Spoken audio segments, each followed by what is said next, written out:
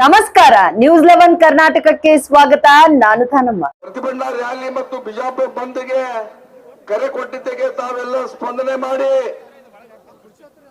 ಎಲ್ಲ ವಿವಿಧ ತಾಲೂಕಿನ ದಲಿತ ಸಂಘಟನೆಗಳು ಮುಖ್ಯಸ್ಥರು, ಅಹಿಂದ ಸಂಘಟನೆ, ಎಲ್ಲ ಜಿಲ್ಲಾ ತಾಲೂಕಿನ ಮುಖ್ಯಸ್ಥರು, ಕಾರ್ಯಕರ್ತರು, ಅಂಬೇಡ್ಕರ್ ವಾದಿಗಳು, ಸಂವಿಧಾನ ರಕ್ಷಣಾ ವೇದಿಕೆ ಸದಸ್ಯರು, ಮಹಿಳಾ ಸಂಘಟನೆ ಸದಸ್ಯರು, ಎಲ್ಲ ಇಲ್ಲಿ ಸೇರಿರ್ತಕ್ಕಂಥ ಎಲ್ಲ ಸಮುದಾಯ, ಇವತ್ತು ಬಂಜಾರ ಸಮಾಜ ಆಗಿರ್ಬೋದು, ಅಹಿಂದ ಸಂಘಟನೆ ಆಗಿರ್ಬೋದು, ಮೈನಾರಿಟಿ ಸಂಘಟನೆ ಆಗಿರ್ಬೋದು, ಎಲ್ಲರೂ ಕೂಡ ಈ ಒಂದು ಅಭೂತಪೂರ್ವ ರ್ಯಾಲಿಗೆ ಯಶಸ್ಸಿಗೆ ಕಾರಣರಾಗಿದ್ದಾರೆ. ನಿಮ್ಮೆಲ್ಲರ ಮುಖಾಂತರ ಅವರಿಗೆ ನಾನು ಕೃತಜ್ಞತೆ ಸಲ್ಲಿಸಲಿಕ್ಕೆ ಬಯಸ್ತಾ ಇದ್ದೇನೆ. ವೇದಿಕೆ ಮೇಲೆ ಆಸೀನರಾಗಿರ್ತಕ್ಕಂಥ ಬಹಳ ಜನ ಇರೋದ್ರಿಂದ ಯಾರ ಹೆಸರನ್ನು ಕೂಡ ತೆಗೆದುಕೊಳ್ಳದೆ ಎಲ್ಲ ಗೌರವಾನ್ವಿತ ರಾಜೇಂದ್ರ ನಾಯ್ಕ ಅವರಿಗೆ ಸ್ವಾಗತವನ್ನು ಕೋರ್ತಾ ಇದ್ದೇನೆ. ಎಲ್ಲ ಗೌರವಾನ್ವಿತ ನಾಯಕರೇ, ಎಲ್ಲ ಸಂಘಟನೆಗಳ ಅತ್ಯಂತ ಗೌರವಾನ್ವಿತ ಮುಖ್ಯಸ್ಥರೇ, ಹಿರಿಯ ಸಂಘಟನೆ ಮುಖ್ಯಸ್ಥರೇ, ಕಿರಿಯ ಸಂಘಟನೆ ಮುಖ್ಯಸ್ಥರೇ, ವೇದಿಕೆ ಮೇಲೆ ನಮ್ಮನ್ನ ಉದ್ದೇಶಿಸಿ ಒಂದೆರಡು ಆಶೀರ್ವಚನ ನೀಡಲಿಕ್ಕೆ ಆಗಮಿಸತಕ್ಕಂತ ಸ್ವಾಮೀಜಿಗಳೇ, ಬಹುತೇಕವಾಗಿ ನಾವು 28ನೇ ತಾರೀಕಿಗೆ ಒಂದು ರ್ಯಾಲಿಯನ್ನು ಹಮ್ಮಿಕೊಂಡಿದ್ದೀವಿ. ತಮ್ಮೆಲ್ಲರೂ ಕೂಡ ಗೊತ್ತಿದೆ. ಆದ್ರೆ ಈ ದೇಶದ ಹಿಂದಿನ ಪ್ರಧಾನಮಂತ್ರಿಗಳು, ಆರ್ಥಿಕ ತಜ್ಞರು ಆಗಿರ್ತಕ್ಕಂಥ ಮನಮೋಹನ್ ಸಿಂಗ್ ಅವರು ನಮ್ಮನ್ನು ಅಗಲಿ ಹೋದಂತ ಸಂದರ್ಭ ಆ ಕಾಲದಲ್ಲಿ ಇದ್ದಿದ್ರಿಂದ ನಾವು 2 ದಿವಸ ನಿಮ್ಮೆಲ್ಲರ ಅನುಮತಿಯನ್ನು ತೆಗೆದುಕೊಂಡು ಸಭೆಯನ್ನು ಮುಂದೂಡಿದ್ದೇವೆ. ಬಹುಶಃ ಇವತ್ತು ಸಭೆಯಾಗಿದೆ. ನಾವು ಕರೆದಂತ ಸಭೆಗೆ ನೀವೇನು ಆಗಮಿಸಿದ್ರಿ, ನಿಮ್ಮ ಉಪಕಾರ ಯಾವತ್ತಿಗೂ ಕೂಡ ನಾವು ಈ ವೇದಿಕೆ ಮೇಲೆ ಇರ್ತಕ್ಕಂಥವ್ರು ಯಾರು ಕೂಡ ಮರಲಿಕ್ಕೆ ಸಾಧ್ಯ ಇಲ್ಲ. ಏನು ಅಮಿತ್ ಶಾ ಭಾರತ ದೇಶದ ಗೃಹ ಮಂತ್ರಿ, ಏನು ಪ್ರಜಾಪ್ರಭುತ್ವದ ಒಂದು ದೇವಾಲಯ, ಏನು ಸಂಸತ್ತಿದೆ, ಆ ಸಂಸತ್ನಲ್ಲಿ ಸಂವಿಧಾನಬದ್ಧವಾಗಿ ಚುನಾಯಿತರಾಗಿರ್ತಕ್ಕಂಥ ಅಮಿತ್ ಶಾ ಡಾಕ್ಟರ್ ಬಾಬಾ ಸಾಹೇಬ್ ಅಂಬೇಡ್ಕರ್ ಅವರ ಬಗ್ಗೆ ಅತ್ಯಂತ ಹಾಸ್ಯಾಸ್ಪದ ರೀತಿಯಲ್ಲಿ ಅವರ ಇಡೀ ವ್ಯಕ್ತಿತ್ವಕ್ಕೆ, ಅವರ ಘನತೆಗೆ ಕುಂದು ತರ್ತಕ್ಕಂಥ ರೀತಿಯಲ್ಲಿ ಮಾತನಾಡಿ ನಮ್ಮೆಲ್ಲರ ಭಾವನೆಗಳಿಗೆ ಧಕ್ಕೆ ಮಾಡಿದ್ದಾರೆ.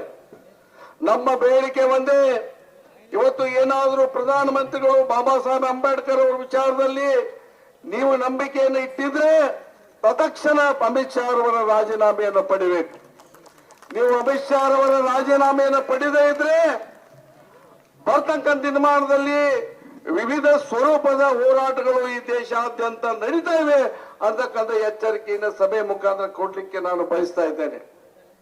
ಬಾಬಾ ಸಾಹೇಬ್ ಅಂಬೇಡ್ಕರ್ ಅವರು ಯಾರು? ಈ ದೇಶದ ಸಂವಿಧಾನ ಕರ್ತೃ. ಬಾಬಾ ಸಾಹೇಬ್ ಅಂಬೇಡ್ಕರ್ ಈ ದೇಶದಲ್ಲಿ ಇರ್ತಕ್ಕಂಥ ಕೋಟ್ಯಾಂತರ ಧ್ವನಿ ಇರ್ತಕ್ಕಂಥ ಜನರಿಗೆ ಒಂದು ಧ್ವನಿಯನ್ನು ಕೊಟ್ಟಿರ್ತಕ್ಕಂಥ ಮಹಾನ್ ವ್ಯಕ್ತಿ ಡಾಕ್ಟರ್ ಬಾಬಾ ಸಾಹೇಬ್ ಅಂಬೇಡ್ಕರ್ ಅವರು.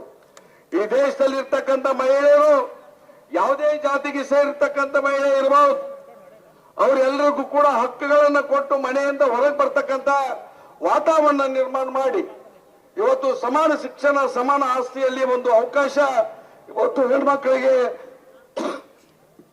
ಲಭ್ಯ ಆಗಿದೆ ಅಂದ್ರೆ ಅಂತೂ ಡಾಕ್ಟರ್ ಬಾಬಾ ಸಾಹೇಬ್ ಅಂಬೇಡ್ಕರ್ ಕಾರಣ. ಈ ದೇಶದಲ್ಲಿರ್ತಕ್ಕಂಥ ಎಲ್ಲ ಜನಾಂಗಕ್ಕೆ, ಸರ್ವ ಧರ್ಮ, ಸರ್ವ ಜಾತಿ ಜನಾಂಗಗಳಿಗೆ ಸಮಾನ ಅವಕಾಶ ಕೊಡೋದ್ರ ಮುಖಾಂತರ ವಿವಿಧತೆಯಲ್ಲಿ ಏಕತೆಯನ್ನು ಮೂಡಿಸತಕ್ಕಂಥ ಒಬ್ಬ ವ್ಯಕ್ತಿ ಡಾಕ್ಟರ್ ಬಾಬಾ ಸಾಹೇಬ್ ಅಂಬೇಡ್ಕರ್ ಅವರು. ಸಾವಿರಾರು ಧರ್ಮ, ಸಾವಿರಾರು ಜಾತಿ, ಸಾವಿರಾರು ಭಾಷೆ ಇರ್ತಕ್ಕಂಥ ಈ ನೆಲದ ಜನರಿಗೆ ಒಂದು ಮಾಡ್ತಕ್ಕಂಥ ಕೆಲಸ ಡಾಕ್ಟರ್ ಬಾಬಾ ಸಾಹೇಬ್ ಅಂಬೇಡ್ಕರ್ ಅವರು ಮಾಡಿದ್ದಾರೆ.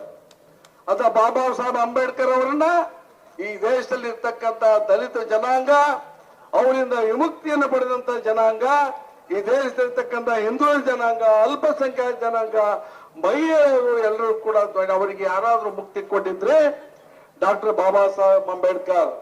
ನಮ್ಗೆ ಯಾರಿಗೂ ಕೂಡ ಯಾವುದೇ ದೇವರಾಗ್ಲಿ, ಯಾವುದೇ ಸ್ವಾಮೀಜಿಗಳಾಗ್ಲಿ ನಮಗೆ ಮುಕ್ತಿಯನ್ನು ಕೊಡ್ಲಿಕ್ಕೆ ಆಗ್ಲಿಲ್ಲ. ನಮಗೆ ಏನಾದ್ರೂ ಮುಕ್ತಿಯನ್ನು ಕೊಟ್ಟಿದ್ರೆ ಅದು ಡಾಕ್ಟರ್ ಬಾಬಾ ಸಾಹೇಬ್ ಅಂಬೇಡ್ಕರ್ ಅವರು. ಇಂಥ ಬಾಬಾ ಸಾಹೇಬ್ ಅಂಬೇಡ್ಕರ್ ಸಾಹೇಬರನ್ನ ಕೇವಲ ಹಾಸ್ಯಾಸ್ಪದ ರೀತಿಯಲ್ಲಿ ಅಂಬೇಡ್ಕರ್ ಅಂಬೇಡ್ಕರ್ ಅಂಬೇಡ್ಕರ್ ಅಂಬೇಡ್ಕರ್ ಅಂಬೇಡ್ಕರ್ ಅನ್ನೋದನ್ನ ಬಿಟ್ಟು ನೀವೇನಾದ್ರೂ ದೇವರ ನಾಮ ಸ್ಮರಣೆ ಮಾಡಿದ್ರೆ ನಿಮಗೆ 7 ಜನ್ಮದ ಮೋಕ್ಷ ಸಿಗ್ತಾ ಇತ್ತು ಅಂತೇಳಿ. ನಮಗೆ 7 ಜನ್ಮದ ಮೋಕ್ಷದ ಅವಶ್ಯಕತೆ ಇಲ್ಲ.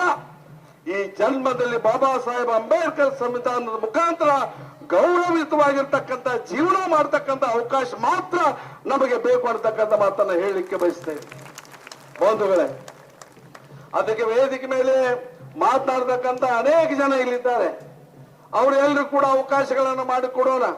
ಬಹುತೇಕವಾಗಿ ಒಂದು ಅಹಿಂದ ಸಂಘಟನೆ ಏನು ಬಾಬಾ ಸಾಹೇಬ್ ಅಂಬೇಡ್ಕರ್ ವಿಚಾರಧಾರೆಯಲ್ಲಿ ನಾವೆಲ್ಲ ಕೂಡ ಏನು ಹೊಂಟಿದ್ದೇವೆ, ಬಹುತೇಕವಾಗಿ ಮುಂದಿನ ದಿನಮಾನದಲ್ಲಿ ಇಂತಿಂತ ಸಂದರ್ಭದಲ್ಲಿ ಸಂಘಟನೆಯನ್ನು ನಾವು ಗಟ್ಟಿಗೊಳಿಸ್ತಕ್ಕಂಥ ಒಂದು ಅವಶ್ಯಕತೆ ಇದೆ ಅಂತಕ್ಕಂಥ ಮಾತನ್ನ ನೀವೆಲ್ಲ ನೆನಪಿಟ್ಟು ಭವಿಷ್ಯದ ದಿನಮಾನದಲ್ಲಿ ಯಾವಾಗ ಈ ಸಂಘಟನೆ ಗಟ್ಟಿ ಆಗ್ತಾ ಇದೆ ಅವಾಗ ಮಾತ್ರ ನೀವು ಸ್ವಾಭಿಮಾನದ ಈ ಜಿಲ್ಲೆಯಲ್ಲಾಗ್ಲಿ ರಾಜ್ಯದಲ್ಲಾಗ್ಲಿ ಬದುಕಲಿಕ್ಕೆ ಸಾಧ್ಯ ಇದೆ ಅಂತಕ್ಕಂಥ ಮಾತನ್ನ ಈ ಸಂದರ್ಭದಲ್ಲಿ ಹೇಳಿ ಮತ್ತೊಮ್ಮೆ ನಾವು ಪ್ರಧಾನಮಂತ್ರಿಗಳಿಗೆ ಈ ಮೂಲಕ ಎಚ್ಚರಿಕೆಯನ್ನು ಕೊಟ್ಟು ಅಮಿತ್ ಶಾ ಏನು ಅಮಿತ್ ಶಾ ಈ ದೇಶದ ಒಂದು ದೊಡ್ಡ ದುರ್ದೈವ, ಒಬ್ಬ ಅಪರಾಧಿ, ಕ್ರಿಮಿನಲ್ ಅಪರಾಧಿ, ಕೊಲೆಗಡಕ ಅಂತವನನ್ನ ಜೈಲಿಗೆ ಹೋಗಿ ಬಂದಿರತಕ್ಕಂಥವನನ್ನ ಇವತ್ತು ದೇಶದ ಪ್ರಧಾನಮಂತ್ರಿಯಾಗಿ ನಾವು ಸ್ವೀಕಾರ ಮಾಡಿದ್ದು ನಮ್ಮೆಲ್ಲರ ಒಂದು ದುರಂತ ಅಂತ ಹೇಳಿಕ್ಕೆ ನಾನು ಬಯಸಿ ನಾನು ಹೆಚ್ಚಿಗೆ ಮಾತನಾಡದೆ ನಾವು ಕರೆಸಿರ್ತಕ್ಕಂಥ ಎಲ್ಲ ಅತಿಥಿಗಳು ವೇದಿಕೆ ಮೇಲೆ ಇರೋದ್ರಿಂದ ಅವ್ರಿಗೆ ಮಾತನಾಡಲಿಕ್ಕೆ ಅವಕಾಶ ಕೊಟ್ಟು